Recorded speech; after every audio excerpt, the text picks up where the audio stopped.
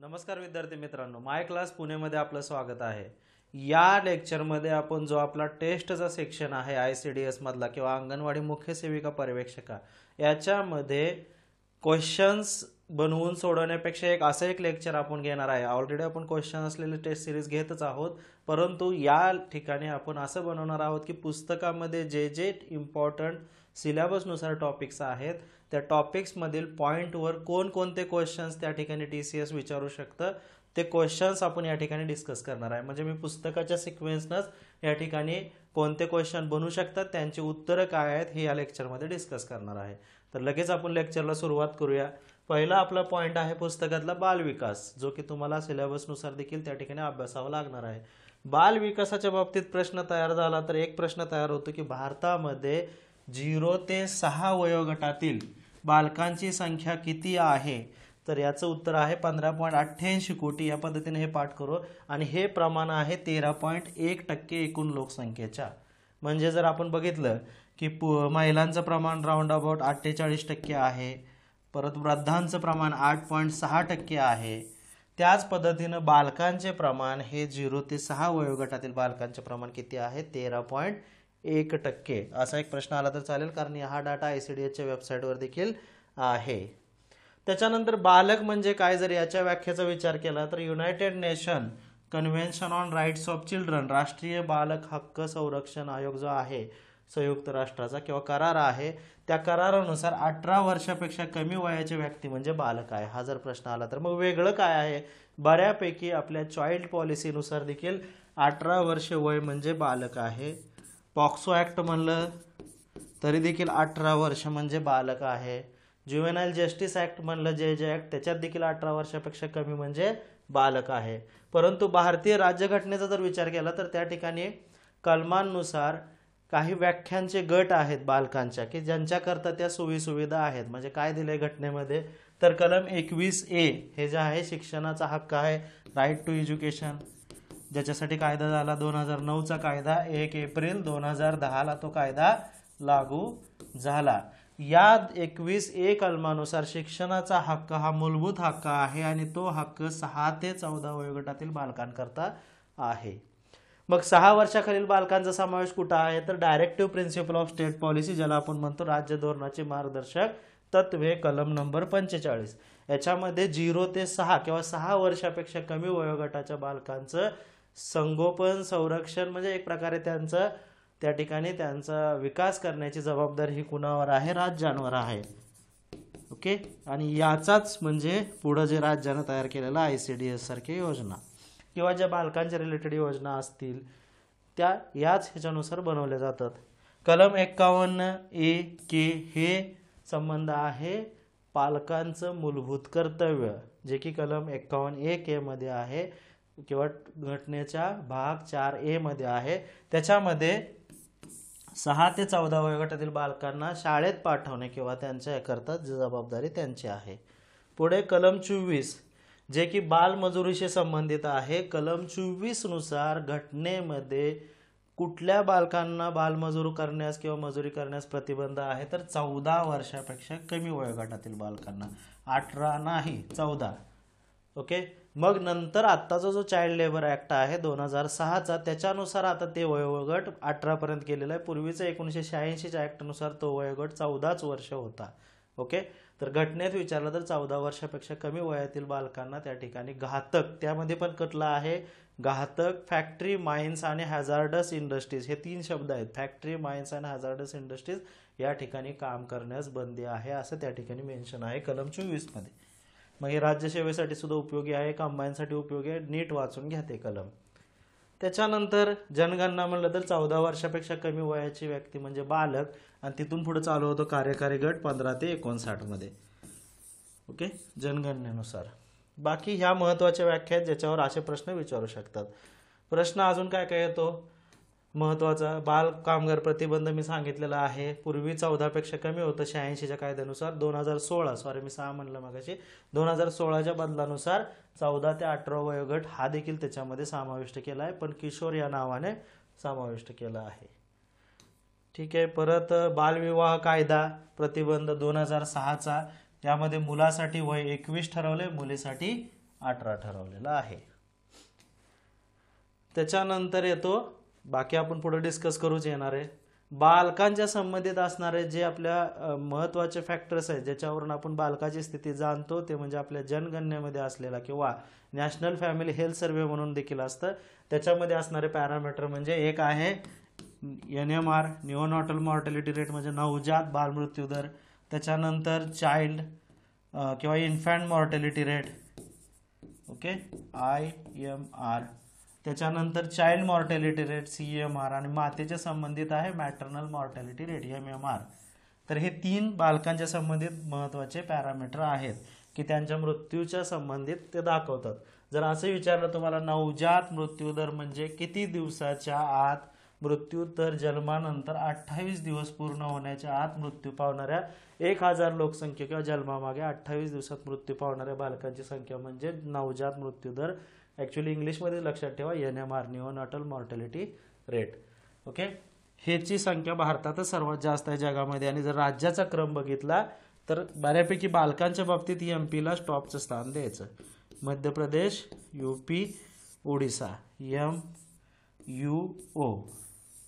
Okay, त्याच्यानंतर जर कमी म्हणलं तर केरळ सगळ्यात कमी आहे, तामिळनाडू, दिल्ली आणि महाराष्ट्र. त्यानंतर पंजाब 4, 9, 11 आणि भारताचा 20 आहे, महाराष्ट्राचा 11 आहे. KTM बऱ्यापैकी ही सिक्वेन्स कॉमन आहे. खाली देखील बघा. पुढचा पॉइंट आहे अर्भक मृत्यू दर. जर विचारला तर किती दिवसाच्या आत, तर 1 वर्षाच्या आत जर जन्मानंतर मृत्यू पावला तर त्याला म्हणतो आपण IMR किंवा अर्भक मृत्यू दर. या बाबतीत देखील MU मध्ये उत्तर प्रदेश आहे, पॅरलल छत्तीसगड आहे इथं, आणि ओडिसा देखील आहे आणि आसाम आहे. शक्यतो मध्य प्रदेश टॉपचं स्टेट विचारतील, मग अशा वेळेस दुसरं उत्तर प्रदेश किंवा छत्तीसगड, आसाम किंवा ओडिसा हे समान आहेत. ओके, AA इकडचे इथले. इथं मात्र एक वेगळा आहे. नॉर्मली आपल्याला केरळची सवय असते, तर इथं मिझोरम आहे, लक्षात ठेवा. आणि हा नवीन डाट्यानुसार आहे परफेक्ट. ओके, त्यामुळे दुसरीकडनं करण्यापेक्षा हे ऑथेंटिक सोर्स आहे. या ठिकाणी मिझोरम याचा सोर्स आहे. जर तुमचं चुकून त्या ठिकाणी वेगळं दिलं तर महाराष्ट्राच्या आर्थिक पाहणीमध्ये जो आहे 2023-24चा त्याच्या शेवट टेबल हे दिलेले असतात. त्या ठिकाणी तुम्हाला हाच डाटा त्या ठिकाणी मिळेल. केरळच्या ऐवजी त्या ठिकाणी मिझोरम दिसेल, नागालँड, गोवा, सिक्कीम. भारत 28, महाराष्ट्र 16. पुढचा क्वेश्चन्स काय आहे तर बाल मृत्यूदर किंवा चाइल्ड मॉर्टॅलिटी रेट म्हणजे 5 वर्ष वयाच्या आतील मुलांचा मृत्यू या ठिकाणी जन्मानंतर. 1000 मागेच असतं ते. यामध्ये परत मध्य प्रदेश, उत्तर प्रदेश, छत्तीसगड MUC. तर या ठिकाणी KTDM केरळ, तामिळनाडू, दिल्ली, महाराष्ट्र. KTM राज्याच्या बाबतीत दिल्ली फक्त मध्ये येतं. भारत 32, महाराष्ट्र 18. ओके, ठीक आहे. NMR निओनाटल मॉर्टॅलिटी रेटमध्ये मध्य प्रदेश, सगळीकडेच मध्य प्रदेश आहे, इन्फॅन्ट, निओनाटल आणि चाइल्ड. परंतु इकडं जर बघितलं कमी असणारं केरळ निओनाटलमध्ये कमी, मिझोरम इन्फॅन्टमध्ये कमी आणि परत केरळ निओनाटलमध्ये कमी, कशामध्ये, चाइल्डमध्ये कमी. ओके, पुढचे प्रश्न काय बनतील. MDG नुसार आपलं काय टार्गेट होतं तर 42 प्रति 1000 मागं आणणं, जे की त्यावेळेस साध्य करणं होतं 2015ला. कशाचं, बालमृत्यू दर म्हणजे चाइल्ड मॉर्टॅलिटी रेट. सध्या किती आहे, 32 आहे. सध्या अचीव झालेलं, त्यावेळेस अचीव नव्हतं झालं. महाराष्ट्रानं ते केव्हाच अचीव केलं या वरच्या राज्यांनी. ओके, पुढं आता कुपोषणावर जर काय प्रश्न आले तर सिव्हिअर अक्यूट मालन्यूट्रिशन SAM, त्यानंतर मॅम असतं ते अजून पुढे बघू आपण. या ठिकाणी बघा, एक असतो हा कन्सेप्ट तुम्हाला माहीत असावा, स्टंटिंग वॉस्टिंग म्हणजे काय. जर वयाच्या मानानं, आता त्याचं वय मोठं आहे त्या मानानं जर त्याची उंची कमी राहिली म्हणजे हाईट कमी राहिली तर त्याला म्हणतो आपण स्टंटिंग. हे परमनंट असू शकतं स्टंटिंग, कारण काय एकदा उंची कमी राहिली तर 18 वर्ष वयानंतर वाढणार आहे का तर नाही, तर त्याला स्टंटिंग म्हणतो. वॉस्टिंग म्हणजे उंचीच्या दृष्टीने वजन कमी. हे मात्र परमनंट नाही, कारण कदाचित त्याचं वजन कमी आहे परंतु जर त्याला भरपूर फिडिंग केलं तर त्याचं वजन वाढू शकतं नंतर. परंतु स्टंटिंग हा परमनंट त्या ठिकाणी डिसीज असू शकतो. म्हणून तुम्ही जर पोषण अभियान नीट वाचलं, पोषण अभियान जे तुम्हाला सिलेबसला 8 मार्च 2018चं, त्याच्यानुसार मेन टार्गेट आहे त्याचं, सगळे टार्गेट आहेत पण मुख्य टार्गेट आहे स्टंटिंगचं प्रमाण 2022 पर्यंत 25%वर आणणे 38.4 वरून. ते वाक्य नीट पाठ करून ठेवायचं. ओके. परत अंडरवेट हेच म्हणतो ना आपण वास्टिंगच्या बाबतीत. चला आता पुढं अजून कुठली गोष्ट महत्वाची आहे? Child labour. चाइल्ड लेबर म्हणजे 14 वर्षाखालील मुलांना घटनेनुसार चाइल्ड लेबर म्हणलं जातं. चाइल्ड लेबरमध्ये भारत जगात टॉप नंबरला आहे. भारतातील उत्तर प्रदेश टॉपला आहे आणि क्षेत्रानुसार शेती क्षेत्रामध्ये चाइल्ड लेबर सगळ्यात जास्त आहेत. बाकी खाली बघून घ्या. चाइल्ड एज्युकेशनच्या बाबतीत आपण ऑलरेडी डिस्कस केलंय. कलम 21 हे राईट टू एज्युकेशनच्या संबंधित आहे. सर्व शिक्षा अभियान हे 2001ला लागू केलेलं आहे सार्वत्रिक शिक्षणासाठी. Okay. Right to education 1 April 2010ला शिक्षणाचा हक्क 6 ते 14 वयोगटातील मुलांना त्या ठिकाणी मिळणार किंवा त्याचं 8वी पर्यंत शिक्षण पूर्ण होईपर्यंत. बाल धोरणं जर बघितली म्हणजे बालकांच्या विकासाकरणाची धोरणं राबवली जातात. याच्यावर प्रश्न येऊ शकतो. पहिले बाल धोरण केव्हाचे आहे? भारत सरकारचे 1974. हा पाठ करायचं. त्याच्यानुसार मग कामं केली जातात. दुसरं बाल धोरण आहे 2013चं. 2 बाल धोरणं आहेत केंद्र शासनाची. या ठिकाणी आपण डिस्कस कुणाची करतोय? केंद्र शासनाची. 1974 2013. आपल्या राज्याचं बघितलं तर बघा 2014चं रिसेंटचं बाल धोरण हे त्या ठिकाणी सेकंड बाल धोरण आहे. तर पहिलं बाल धोरण महाराष्ट्र राज्याचं केव्हा होतं हे पुस्तकात आहे, चेक करून घ्या. 2000 साली किती आहे? 2001, 2, 3 कधी आहे ते बघा. ओके. पुढे ते लगेच बघा. चलो बाकी मग डिटेलमध्ये जाय ते नंतर तुम्ही वाचतच राहा. कृती आराखडा म्हणून आहे. त्याचं शॉर्टकट म्हणलं होतं बारकी पोरं जिंकल्यानंतर हिप हिप हुर्रे करतात म्हणून हिप हिप लक्षात ठेवा. हेल्थ अँड सर्वायवल SUR पाहिजे. Nutrition, educational and development, protection, participation. हे महत्त्वाचं पहिल्या टॉपिकमधले क्वेश्चन्स जे विचारू शकतात ते आपले कंप्लीट झालेले आहेत. Move toward the next topic. महत्त्वाचा सिलेबसचा इंटिग्रेटेड चाइल्ड डेव्हलपमेंट सर्व्हिसेस किंवा स्कीम, सेवा योजना, ICDS. सुरुवात कधी झाली? पहिला प्रश्न येईल. कॉमन आहे 2 ऑक्टोबर 1975. त्याच्यानंतर जगातील सर्वात मोठी ही एक प्रकारे योजना होती तर होय म्हणायचं, उगजले विचार करायचा नाही. त्याच्यानंतर हे सगळं वेबसाईटचा डाटा आहे प्रॉपर. त्याच्यानंतर येतं स्तनदा मातांप्रती असलेल्या देशांची जबाबदारी उत्तरदायित्व, हे त्याच्यामध्ये येतं. याच्यात काय येणार आहे? पूर्व शालेय अनौपचारिक शिक्षण. कारण बघा 0 ते 3 वर्ष वयोगटाचा तसा लगेच संबंध नका लावू, पण सगळेच धरा. 3 ते 6 वयोगट याचं अनौपचारिक शिक्षण, त्याचं पोषण ICDS मधनं घेतलं जातं, त्याला खायला दिलं जातं. त्यानंतर 6 ते 14 वयोगटातील बालकं जातात राईट टू एज्युकेशननुसार सर्व शिक्षा किंवा शाळेत जातात अन्न पोषण घ्यायला. मिड डे मील ज्याला म्हणतो आपण त्याला. ओके. ज्याचं बदललेलं नाव काय आहे ते आपल्या पोषण टॉपिकमध्ये आहे. प्रधानमंत्री डॅश डॅश डॅश. लगेच बघून घ्या. चला अनौपचारिक शिक्षण हे इंग्लिशवाला शब्द आहे नॉन फॉर्मल एज्युकेशन. त्याच्यानंतर दुसऱ्या बाजूला कुपोषण कमी करणे, आजान प्रवणता कमी करणे, लसीकरण करणे, त्याकरता पोषण करण्याकरता पोषणाचे कार्यक्रम असतील. त्याच्यानंतर ICDS मध्ये महिलांचा सहभाग होतो. महिला म्हणजे त्याच्यामध्ये सर्व महिला येणार. वयांमध्ये कन्फ्यूज व्हायचं नाही. सगळ्यात सोपं लक्षात ठेवायचं ICDS मध्ये 0 ते 45 वयोगटातील महिला. ओके. आता एक लक्षात घ्या, ह्याच्यातले बालकं सोडायचे नीट, म्हणजे डोक्यात ठेवा की महिला सर्व येणार. मग ती बालक असू दे नाही तर मोठी महिला असू दे. आणि 0 ते 6 वयोगटातील बालकं येणार. मग ह्या महिलांना आपण वेगवेगळे नाव देतो ना. महिला म्हणजे एक सगळ्यात लहान असताना त्याला आपण मूल म्हणतो. आणि जेव्हा ती ॲडॉलसंट असते 11 ते 18 वयोगट तेव्हा तिला किशोर किंवा किशोरी म्हणतो आपण, बरोबर ना. तर ह्या सगळ्यांचा समावेश त्याच्यामध्ये आहे. स्तनदा माता, गर्भवती माता, त्यांच्या आरोग्यासाठी बालके, मग मुलगा असू दे मुलगी असू दे. ओके. तर हे सगळं ICDS मध्ये कव्हर केलं जातं. योजनेचे उद्दिष्ट या ठिकाणी दिलेले आहेत. आपण ती खाली बघूया. पॅकेजमध्ये क्वेश्चन्स येऊ शकतात की किती सेवांचा संच ICDS मध्ये असतो. एकूण 6 सेवांचा संच ICDS मध्ये असतो. 6 सेवा कोणकोणत्या? पूरक पोषण किंवा ज्याला आपण म्हणतो supplementary nutrition, pre school non formal education, पूर्व शालेय अनौपचारिक शिक्षण. सध्या याच्यामध्ये अंगणवाडीच्या अंतर्गत आता औपचारिक शिक्षण कोणतं आलेलं आहे की नव्या शैक्षणिक धोरणानुसार बालकांना पहिलीच्या शिक्षणाकरता, जेव्हा त्याला आपण म्हणतो पूर्व प्राथमिक किंवा प्राथमिक शिक्षणाला तयार करण्याकरता त्या ठिकाणी जबाबदारी या ठिकाणी अंगणवाडीवर टाकलेली आहे, ज्याला आपण म्हणतो बालवाटिका हा कन्सेप्ट दिलेला आहे. तो पुढे बघेल आपण. त्याच्यानंतर पोषण व आरोग्य अभियान, न्यूट्रिशन अँड हेल्थ एज्युकेशन आहे. त्यानंतर लसीकरण आहे, इम्युनायझेशन. त्याच्यानंतर हेल्थ चेकअप आहे. त्याच्यानंतर रेफरल सर्व्हिसेस आहेत. ह्या 6 पद्धतीच्या सेवा या ठिकाणी दिल्या जातात. रेफरल म्हणजे या बालकाला पुढील प्राथमिक आरोग्य केंद्रात किंवा जिल्हा आरोग्य केंद्रामध्ये ऍडमिट करण्याची गरज आहे. हे अतिकुपोषित असेल तर त्याला एखाद्या योजनेअंतर्गत फीड करण्याची गरज आहे. हे सगळ्या गोष्टी म्हणजे रेफरलमध्ये येतात.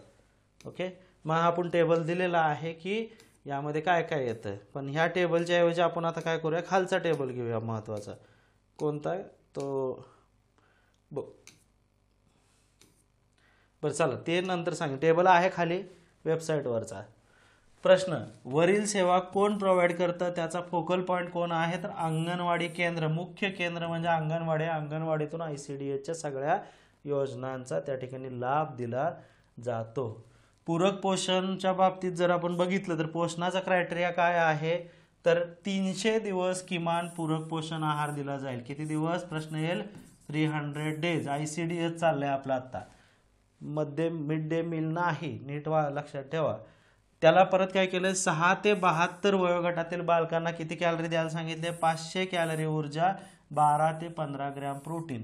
इतर ठिकाणी काय काय वेगवेगळे आकडे आहेत. अंगणवाडीसाठी एक वेगळं राहतं, ICDS साठी एक वेगळं राहतं. ते कन्फ्युजन होण्यापेक्षा तुम्ही ICDSच पाठ करा. अंगणवाडीचं नका पाठ करू. अंगणवाडीमध्ये यामध्ये 300 कॅलरी शब्द आहे, 8 ते 15 ग्रॅम आहे, 8 ते 20 आहे. तर शक्यतो ते नका, हेच करा. ओके, आता मी सांगतोय म्हणून. 6 ते 72 महिन्याच्या अतिकुपोषित जर बालके असतील, नुसते नॉर्मल बालकांना 500 कॅलरी, अतिकुपोषित बालकाला 800 कॅलरी, 20 ते 25 ग्रॅम प्रोटीन, गर्भवती स्तनदा माता म्हणलं तर 600 कॅलरी आणि 18 ते 20 ग्रॅम प्रोटीन. हे पाठ करायचं. ओके, पुढे दिलेलं आहे टेबल फॉर्मॅटमध्ये. पूर्वशालेय शिक्षण दिलेलं आहे, ज्याच्यामध्ये त्यांना खेळणे, त्यांचा विकास करणे, त्यांना आनंददायी वातावरण देणे, त्यांना खेळणी देणे, त्यांना त्या ठिकाणी टाइमपास करायला लावणे. ओके, इतकं साधी गोष्ट आहे त्याच्यात. पोषणमध्ये वर सांगितलेलं पोषण. ओके, लसीकरण म्हणलं तर इम्युनायझेशन आहे, गटसर्प, डांग्या, खोकला वगैरे. पोषणाच्या बाबतीत लक्षात ठेवायचं 0 ते 6 कुणाच्या अंतर्गत येणार, ICDS. 6 ते 14 मिड डे मील, ज्याला आपण नवीन नाव दिलेलं आहे PM. पुढं बघून घ्या. त्याच्यानंतर परत जेव्हा बघा, आता मुलांचा संबंध इथं संपला बरं का, मुलांना इथपर्यंत मिळेल. आता मुली आल्या किशोरवयीन 15 ते 45, परत त्यांचा संबंध या ठिकाणी येणार. ओके, हे कळलं ना. पण ह्या कुठल्या महिला पाहिजे, त्या गर्भवती किंवा स्तनदा. हे असं ICDS मध्ये पोषणाचे स्तर आहेत. आरोग्य तपासणी येणार, याच्यामध्ये हेल्थ चेकअप येणार, आशा म्हणून स्वयंसेविका असते ती येणार. स्वयंसेविका म्हणजे आशा ही एक सेविका असते, आरोग्य सेविका. रेफरल सर्व्हिसेस असणार आहेत, बघायला सांगितलं तसं. पुढे आता प्रश्न येईल तुम्हाला की ICDS योजना राबवण्याकरता जे काय अंगणवाडी केंद्रे असतात ते नेमके कसे असतात, तर ते ठरतात लोकसंख्येच्या आधारावर. त्यांचा क्रायटेरिया कोणता आहे, लोकसंख्या आहे.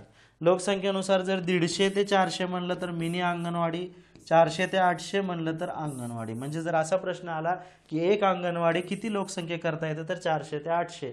मिनी अंगणवाडी किती लोकसंख्या करता येते, 150 ते 400. ह्या क्रायटेरिया आदिवासी क्षेत्रासाठी बदलू शकतो. आदिवासी क्षेत्रामध्ये वाळवंटी किंवा डोंगराळ भागासाठी 150 ते 300 लोकसंख्येसाठी, म्हणजे जी 400च्या ऐवजी 300, एक मिनी अंगणवाडी आली तर 300 ते 800, म्हणजे जिथं या ठिकाणी रेग्युलर ठिकाणी 400 लोकसंख्या आहे, त्याऐवजी आदिवासी डोंगराळ किंवा वाळवंटी क्षेत्रामध्ये 300 लोकसंख्येसाठी एक अंगणवाडी स्थापन केली जाते.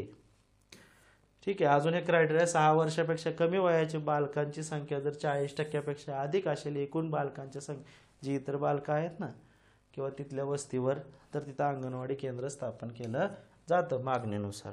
तुम्हाला या ठिकाणी पाठ कुठला करायचा शब्द, 40%, 400 ते 800 किंवा 150 ते 400, रेग्युलर ठिकाणी, डोंगराळ ठिकाणी 150 to 300, म्हणजे 150 मिनिमम फिक्स आहे मिनिमम अंगणवाडीसाठी, आणि 300 ते 800. ओके. पुढे ICDS योजनेबद्दल इतर बाबी, याच्यात आता आपण बघूया. अंगणवाडी सेविका, मदतनीस, पर्यवेक्षिका, तालुका स्तरावर बाल विकास प्रकल्प अधिकारी हे 4 लोकांचा समावेश, आणि जिल्हा स्तरावरील जिल्हा कार्यक्रम अधिकारी ज्याच्यामध्ये कलेक्टर वगैरे यांचा देखील समावेश होतो, हे या ठिकाणी ICDS प्रकल्पामध्ये लोक समाविष्ट होतात. याच्यातलं तुमचं आहे ते पद म्हणजे पर्यवेक्षिका किंवा मुख्य सेविका. मग मुख्य सेविका म्हणजे काय असते, तर शहरी भागामध्ये जे कार्य करते तिला मुख्य सेविका म्हणतात. तेच कार्य ग्रामीण भागात करत असेल तर पर्यवेक्षिका. आता मुख्य सेविकेचे अर्ज तुम्ही भरलेले आहेत नागरी भागाचे, आता ZP द्वारे परत पर्यवेक्षकाचे देखील अर्ज सुटणार आहेत, म्हणजे त्या पद्धतीने तुम्हाला अभ्यास करायचा आहे. अंगणवाडी सेविका हे कार्यक्रमाचे काय असते, एकक असते. मगाशी म्हणलं तसं ICDSच्या बाबतीत एकूण ICDS प्रकल्प किती आहेत, 553 आहेत. तर या ठिकाणी ICDSच्या वेबसाईटवर जायचं प्रत्येकानं, ICDS महाराष्ट्र शासन, त्याच्यानुसार आपल्याला कळेल. त्याच्यामध्ये 553 ICDS प्रकल्पात 449 ग्रामीण भागात व आदिवासी भागात, तर 104 प्रकल्प शहरी भागात आहेत. 449 अधिक 104 हे पाठ करायचं. 553. एकूण अंगणवाड्यांची संख्या किती आहे, तर ते सतत बदलते, त्याच्यामुळं वेबसाईटवर जाऊ आपण बघू.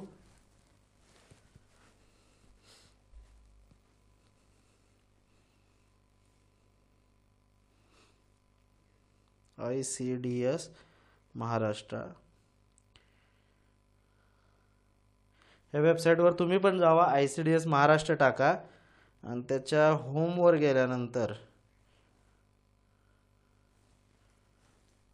गेल्यानंतर बघा काय काय गोष्टी दिसत आहेत इथं मोबाईलमध्ये.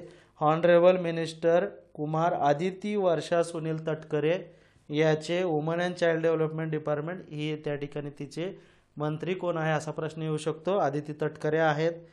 त्याच्यानंतर मिनिस्टर ऑफ स्टेट म्हणजे मंत्री आणि राज्यमंत्री कोण आहे, मेघना दीपक साकोरे बोरिडकर. ओके. तर पुढं ती राज्यमंत्री आहे.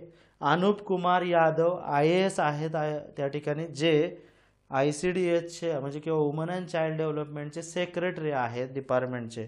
म्हणजे जर प्रश्न विचारला की वुमन अँड चाइल्ड डेव्हलपमेंट डिपार्टमेंटचे सेक्रेटरी कोण आहेत, तर अनुप कुमार यादव. तर श्री कैलास पगारे जे IAS आहेत ते ऑनरेबल कमिशनर किंवा आयुक्त आहेत कशाचे, ICDSचे. मग प्रश्न आला ICDSचे आयुक्त कोण आहेत, तर त्या ठिकाणी शैलेश पगारे. जर महिला व बाल विकास विभागाचे सेक्रेटरी कोण आहे विचारलं, ते त्यांच्या वर येणार पगारेंच्या, ते अनुप कुमार यादव आहेत. मिनिस्टर ऑफ स्टेट किंवा राज्यमंत्री कोण आहे, तर मेघना बोरिडकर आहेत. त्याच्यानंतर मिनिस्टर कोण आहेत, तर आदिती वर्धा सुनील तटकरे असं लिहिलेलं आहे या ठिकाणी. त्याच्यानंतर एकूण ग्रामीण भागामध्ये या ठिकाणी मेन्शन आहे वेबसाईटनुसार. या ठिकाणी बघा तुम्ही 449 प्रकल्प आहेत शहरी. त्यानंतर अर्बन भागामध्ये 104 प्रकल्प आहेत. टोटल अंगणवाडी इथल्या पाठ करायच्या. टोटल अंगणवाडी या आता नवीन डाटानुसार आहेत 11,0631 म्हणजे 1,10,631 अंगणवाडी. जिथं जिथं मी अंगणवाड्यांची संख्या पुस्तकात मेन्शन केली तिथे हीच लिहायची 1,10,631. आत्ता ते अपडेट करायला लागलेत. आणि टोटल त्याचे फायदे घेणारे बालकं आहेत 6,6,5,9,650 म्हणजे 66,59,650. ओके. चलो समजलं इथपर्यंत की ही वेबसाईटवरनं जाऊन हा डाटा बघायचा. ह्याच वेबसाईटवर हा खालचा टेबल आहे. मग काय काय याच्यामध्ये लाभार्थी, जे आपण वरचा टेबल होता तो 6 महिन्यापेक्षा कमी वयाची बालके, या ठिकाणी लाभार्थी कशा कशाचे आहेत, लसीकरणाचे आहेत. 6 महिन्याच्या पेक्षा कमी बालकाला त्या ठिकाणी खायला दिलं जात नाही हे माहीत असावं, त्यामुळे पर्यायात केवळ लसीकरण हेच उत्तर मारायचं बालकाच्या बाबतीत. माताच्या द्वारे त्याला पोषण दिलं जातं, म्हणजे याला पोषण चांगलं मिळण्यासाठी तिच्या मातेला तिथून अन्न दिलं जातं. मग मातेनं अन्न घेतलं की त्याला बरोबर मिळतं. 6 ते 3 वर्ष वयोगटातील मुलांना पूरक पोषण येणार, लसीकरण येणार, आरोग्य तपासणी येणार, रेफरल सर्व्हिसेस येणार. 3 ते 6 वयोगटातील मुले असतील तर परत एकदा पोषण, लसीकरण, आरोग्य तपासणी, रेफरल सेवा, अनौपचारिक शिक्षण या ठिकाणी येणार का? तर नाही, इथे नाही. पण इथे येणार, कारण आता शाळेत घातले, ह्यालाच म्हणतो आपण अंगणवाडी शाळेत जाऊन पोरगं येतं ते.